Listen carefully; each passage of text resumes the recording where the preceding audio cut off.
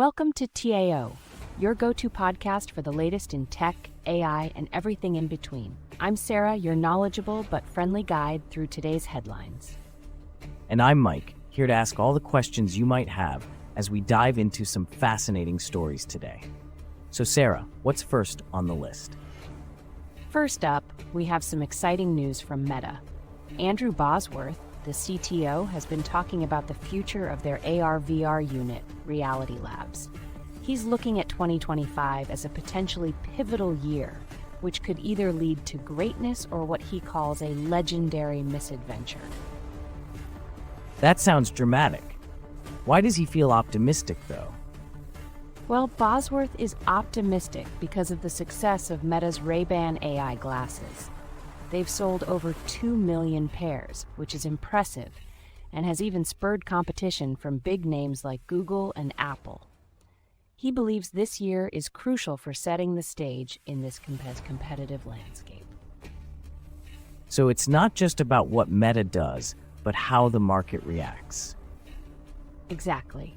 Bosworth emphasized that internal execution is key. While they keep an eye on competitors, it's ultimately market adoption that will determine their success. By the end of the year, they'll know if they've met their ambitious plans. Sounds like an exciting time for Meta. What's next on our agenda? Moving on, Anthropic has made a strategic appointment by adding national security expert Richard Fontaine to its long-term benefit trust. This body is designed to prioritize safety over profit and influence board selections. Interesting. Why is this move significant for Anthropic? CEO Dario Amodei highlighted Fontaine's expertise as crucial, especially as Anthropic navigates complex decisions at the intersection of AI and security. They've been focusing on AI models tailored for U.S. national security applications and are collaborating with companies like Palantir and AWS. So they're really strengthening their executive team. Absolutely. They've also recently added Netflix co-founder Reed Hastings to their board, which shows they're serious about expanding their influence and capabilities. Anthropic seems to be making some smart moves. What do we have next? Next, we have EleutherAI, which has released CommonPile v.1, an 8-terabyte dataset of licensed and open-domain text for AI model training. This initiative aims to address transparency issues related to using copyrighted material. So, they're trying to be more ethical in their data sourcing. Exactly. They've launched new models, v0.1-1T and v.1-2T, trained on this dataset. These models claim performance comparable to those using unlicensed data, with sources including public domain books and transcribed audio via OpenAI's Whisper. That's a responsible approach. It's good to see companies focusing on ethical practices. What's our next topic? Now let's talk about Figure AI. CEO Brett Adcock recently addressed skepticism about their partnership with BMW at a Bloomberg Tech conference. Skepticism. What were the concerns? Adcock emphasized the technical benefits of their factory floor robots, but didn't go into contract details.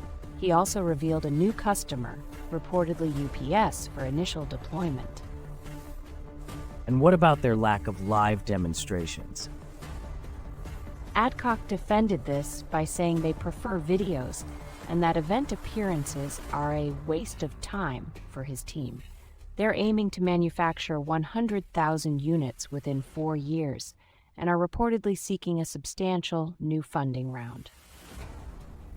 That's ambitious. Let's move on to our final topic.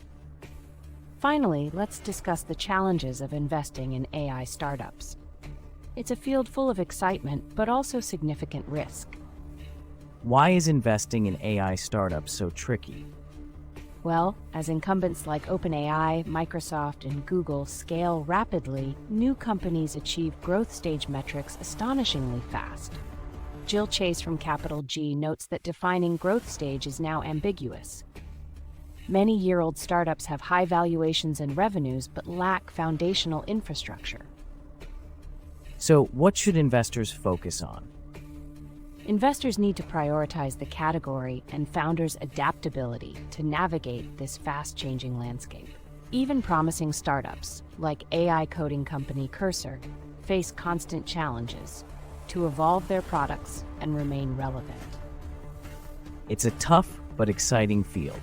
Thanks, Sarah, for breaking it all down.